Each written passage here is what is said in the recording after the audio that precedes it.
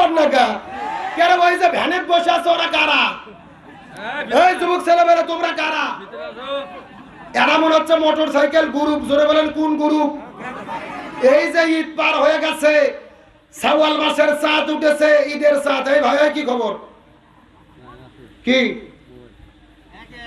এক নম্বর? আচ্ছা যান, জাগার মাল জাগাত ফেরত এলে ঠিক আছে, না হলে ভেজাল আছে। কতক্ষণ ঠিক কিনা? আমার দিকে লক্ষ্য করেন, শাওয়াল মাসের চাঁদ ওঠার সাথে সাথে প্রত্যেকটা গ্রামে গ্রামে পটকা বাজানো শুরু করেছে কিছু যুবকেরা। কথা কর না কে? আমার তো মনে বলে শয়তান বন্দী ছিল, শয়তান শেকল ছাড়া পাওয়ার পরে এই যুবকদের উপরে ভর করছে। এ কথা কর না কে? কে রে পটকা বাজানো কি কোরআন হাদিসে জায়েজ আছে? মুসলমানের সন্তানেরা করতে পারে? আমি ভাই 7 বছর ধরে ঈদের নামাজ পড়াই নওগাঁ জেলা। নামাজ শেষ করে যখন বগুড়ার উদ্দেশ্যে রওনা করেছি, রাস্তাঘাটে দেখতেছি কেউ ভটভটি ভাড়া করেছে, কেউ পিকআপ ভাড়া করেছে। প্রত্যেকটা ভটভটি পিকআপের উপরে একটা করে বক্স সেট করে এমন ডিগ ডিগ বাজতেছে, পুরো এলাকা কাঁপে যাচ্ছে। এ কথা কর না কে? মানে এই যুবকেরা চিন্তা করছে আমাদের তো গুনাহ মাফ হয়ে গেছে, জান্নাত রেডি। কথা কর না কে? আমার দিকে লক্ষ্য করেন, হযরত ওমর ফারুক বলেছেন, যেই দিন ঈদের দিনে ঘরের দরজা জানালা বন্ধ করে উমর ফারুক চোখের পানি ফেলে কান্না করতেছে। সাহাবীরা জিজ্ঞেস করে বলে, ইয়া আমিরাল মুমিনিন খলিফাতুল মুসলিমিন, আপনি কেন কান্না করেন? উমর ফারুক বলতিছে, ঈদের আনন্দ তো তাদের জন্য যারা আল্লাহর কাছে মাপ পাইছে। কথা কর না কে? তাহলে ঈদের চাঁদ ওঠার পরে তারা পটকা ফুটাচ্ছে, তারপরে বক্স বাজাচ্ছে, ডিজে পার্টি করতেছে। আমার তো মনে হচ্ছে জিবরাইল এদেরকে বলে গেছে এদের গুনাহ মাফ। এ কথা কোন? আরে ভাই ওই যে ডিজে পার্টি নিয়ে ভটভটির উপরে পিকআপের উপরে যেভাবে নাচানাচি করে, ওটা মানুষ না বান্দরের বাচ্চা, বোঝার বুদ্ধি নেই। আজকে একটা নিউজের মধ্যে দেখলাম, গতকালকে এবং আজকে এই লাফালাফি করতে যাইয়ে 21 জন মারা গেছে। সুবহানাল্লাহ কোন? কে রে কিসের নাউজুবিল্লাহ? সুবহানাল্লাহ কোন? এই 21 জন মারা গেছে লাফালাফি করতে যাইয়া। ফেসবুকে খবর, কেউ ইন্নালিল্লাহ বলতেছে না, সবাই আলহামদুলিল্লাহ বলতেছে। কারণ হলো যারা নাচানাচি করতে যাইয়া মারা যায়, এরা জান্নাতি না জাহান্নামী? আরো জোরে বলেন। তার কারণ পটকা বাজানো, তারপরে ডিজে পার্টি করা, এগুলো মুসলমানের সংস্কৃতি নয়, এগুলো ইহুদি খ্রিস্টানদের সংস্কৃতি। আমার নবীজি মক্কা থেকে মদিনায় হিজরত করার পরে দেখেন, মদিনাতে হেমন্ত বসন্তকালে উৎসব হয়, ওরা আনন্দ করে। আল্লাহর পক্ষ থেকে জিবরাইল এসে বলে, ইয়া রাসূলুল্লাহ, মুসলমানেরা ইহুদি খ্রিস্টানদের দিবস পালন করবে না, গান বাজনা ঢোল তবলা বাজাবে না। আল্লাহ দুইটা উৎসব দিয়েছে, একটা ঈদুল ফিতর আর একটা ঈদুল আজহা। সুবহানাল্লাহ বলেন। তাহলে পৃথিবীতে ইসলাম এসেছে, ঈদ এসেছে এই ডিজে পার্টি গান বাজনা বন্ধ করার জন্য। আর মুসলমানের বাচ্চা যারা ডিজে পার্টি করতেছে, গান বাজনা করতেছে, এরা মুসলমানের বাচ্চা হতে পারে না। আজকে আমি তো মনে করি যুবকদের দোষ নাই, বেশি দোষ হলো এদের পিতা মাতার। কারণ বাবা মা যদি সচেতন হতো, সন্তানের এমন করতে মনের মধ্যে কষ্ট লাগে। আমরা ঈদের নামাজ পড়ানো ব্যস্ত, এমনও ডিজিটাল যুবক আছে নামাজ বাদ দিয়ে শাকিব খানের সিনেমা দেখতে গেছে, নাম হলো রাজকুমার। এ যুবকেরা কথা কও। আজকে আবার দেখলাম কিছু যুবক সিনেমা থেকে বার হয়ে এমন ভাবে কান্না করতেছে, কান্না করতে করতে ফিট হয়ে যাচ্ছে, কাঁদতে কাঁদতে অজ্ঞান হয়ে যাচ্ছে। কারণ কি? বলতেছে আমাদের নায়ক শাকিব খান সিনেমার মধ্যে মারা গেল, সহ্য করতে পারতেছি না, কান্না করতে করতে পড়ে যাচ্ছে। আমি বলতে চাই, যুবক, তোমার চোখের এক ফোঁটা পানি জাহান্নামে যাওয়ার জন্য যথেষ্ট হতে পারে। তার কারণ রমজান মাস বিদায় নিয়ে চলে গেল, গুনাহ মাফ হলো কিনা আমাদের টেনশন নেই। জান্নাতের আলোচনা শুনে মনে আনন্দ লাগে না, জাহান্নামের আলোচনা শুনে চোখের মধ্যে কান্না আসে না। আল্লাহর ভয়ে কাঁদে না, রাসূলের ভয়ে কাঁদে না। সিনেমা দেখে, নাটক দেখে যারা কান্না করে, এরা জাহান্নামের কীট ছাড়া কিছু হতে পারে না। কি মনে করছেন আপনারা? ওরা তো বুঝতেই সেটা নাটক, এটা সিনেমা। সিনেমার মধ্যে নায়ক মরে গেছে, সত্যি মরছে না অভিনয়? এ কথা কর না কে? তাহলে অভিনয় দেখে যদি এত কান্না করে, সত্যি সত্যি মরে গেলে তো গলার দই দেবে। অথচ আল্লাহর কোরআন বলেছে, লাকাদ কানা লাকুম ফি রাসূলিল্লাহি উসওয়াতুন হাসানা, রাসূলের মধ্যে তোমাদের জন্য আদর্শ। হে যুবক, তুমি রাসূলকে ভালোবাসো, রাসূলের মহব্বতে তুমি কাঁদতে পারো না, রাসূলের বিরুদ্ধে নাস্তিকেরা কথা বলে রাজপথে নামতে পারো না, তুমি সিনেমা দেখে কাঁদো, তোমার মতো কপাল পোড়া কেউ হতে পারে না। আল্লাহ যুবকদেরকে হেদায়েত দান করুক, বলেন আমিন। কষ্ট পাইলেন? কোনো চা লাগবে না, রাখেন তো। কোনো চা খাওয়া লাগবে না, সাইড করেন, ব্রেক ছাড়া ওয়াজ হবে। চলছে চলছে আসেন আমরা আলোচনা শুরু করি। আমরা যে সূরা থেকে আলোচনা শুরু করব পবিত্র কোরআনুল কারীমের 29তম সূরা। সূরাটির নাম হলো সূরা আনকাবুত। জোরে বলেন নাম কি? আনকাবুত শব্দের অর্থ হলো মাকড়সা। এই সূরাটির রুকু রয়েছে 60টি, আয়াতে কারিমা রয়েছে 69টি। এই সূরাটি নাজিল হয়েছে রাসূলের মক্কি জীবনের শেষের দিকে। আমরা জানি রাসূলের জীবন হলো দুইটা, একটা মাক্কি জীবন আর একটা মাদানী জীবন। মাক্কি জীবন কাকে বলে? মাক্কি জীবন মানে হলো ঘর বাড়ি ছাড়ার জীবন। মাক্কি জীবন মানে হলো জেলখানায় বন্দী হওয়ার জীবন। মাক্কি জীবন মানে হলো হাত হারানোর জীবন। মাক্কি জীবন মানে হলো পা হারানোর জীবন। মাক্কি জীবন মানে হলো প্রয়োজনে লড়াই করে জীবন দিয়ে শাহাদাত বরণ করার জীবন। এই সূরাটি নাজিলের প্রেক্ষাপট বা শানে নজুল কি? গভীর মনোযোগ। আমার নবীজি যখন দ্বীনের দাওয়াত দেওয়া শুরু করলেন, সাহাবীরা কালেমা পড়ে পড়ে মুসলমান হওয়া শুরু করলো। কিন্তু সাহাবীরা মুসলমান হওয়ার পরে বিপদে পড়েছেন। সন্তান ইসলাম ধর্ম গ্রহণ করার কারণে বাবা সন্তানকে ত্যায্য পুত্র করে বাড়ি থেকে বের করে দিয়েছে। ছোট ভাই ইসলাম ধর্ম গ্রহণ করার কারণে বড় ভাই ছোট ভাইকে গলা ধাক্কা দিয়ে বাড়ি থেকে বের করে দিয়েছে। আজকে আমরা মুসলমান, আমার বাবা ছিল মুসলমান, আমার দাদা ছিল মুসলমান, আমরা হইছি আগা কাটা মুসলমান। কথা কয় না? কে রে আগা কাটা বোঝেন না?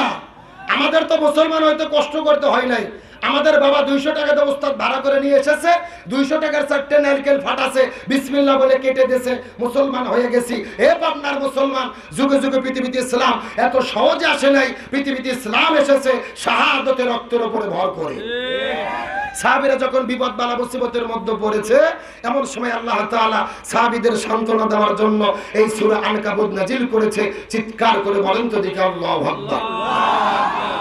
বিশ্বনবী করিম সাল্লাল্লাহু আলাইহি ওয়াসাল্লাম সর্বপ্রথম যখন দ্বীনের দাওয়াত দেওয়া শুরু করলেন, সাহাবীরা একের পর এক কালেমা পড়ে পড়ে মুসলমান হওয়া শুরু করে দিয়েছেন। কিন্তু সাহাবীরা মুসলমান হওয়ার পরে বিপদের মধ্যে পড়েছে। সন্তান ইসলাম ধর্ম গ্রহণ করার কারণে বাবা সন্তানকে ত্যায্য পুত্র করে বাড়ি থেকে বের করে দিয়েছে। ছোট ভাই ইসলাম ধর্ম গ্রহণ করার কারণে বড় ভাই গলা ধাক্কাতে বাড়ি থেকে বের করে দিয়েছে।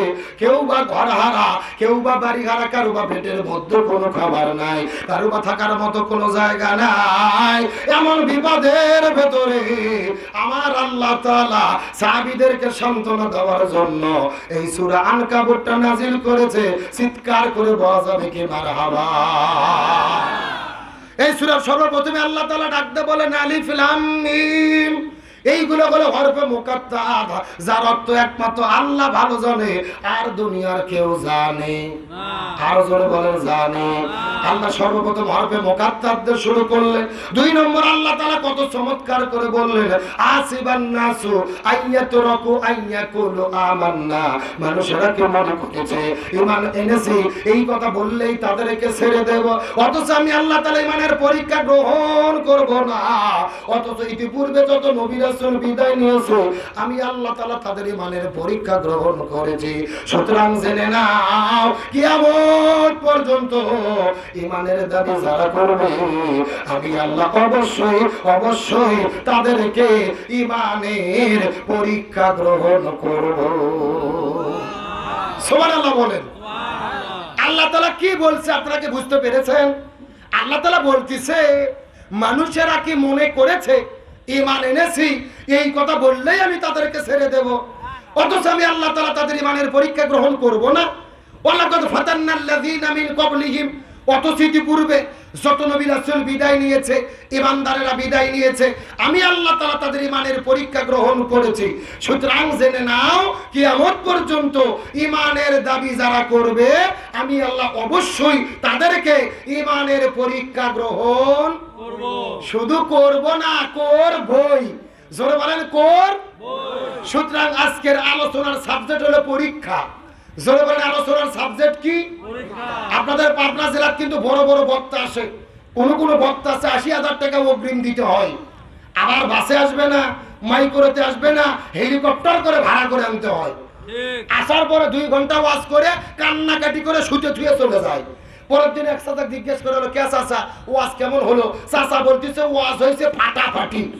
তখন জিজ্ঞেস করলো ফাটাফাটি যে ওয়াজ হলো ওয়াজের বিষয় কি ছিল? হুজুর কি বিষয় ওয়াজ করেছে? তখন চাচা বলতেছে তা তো মনে নাই। এইরকম ছোট আছে না নাই? আপনি পরীক্ষা খুবই ভালো দিয়েছেন, পরীক্ষার হলে নামও লেখেননি, রোল নম্বরও লেখেননি, পাস না ফেল। তার মানে বোঝা গেল সারা রাত জেগে ওয়াজ শুনে লাভ নাই যদি ওয়াজের সাবজেক্ট আপনি বুঝতে না পারেন। তাহলে চিৎকার করে বলেন আজকের আলোচনার বিষয় কি? আরো জোরে। জোর হলো না, সাউন্ড নাই। কে আপনাকে রাগ করতেছেন? এ ছোট ভাই চা কাপ বন্ধ করো তো তুমি, এই ঠকঠকি বন্ধ করো তুমি। এই যে আমি বসে আছি সোজা, ডান দিকে এক ভাগ, বাম দিকে এক ভাগ।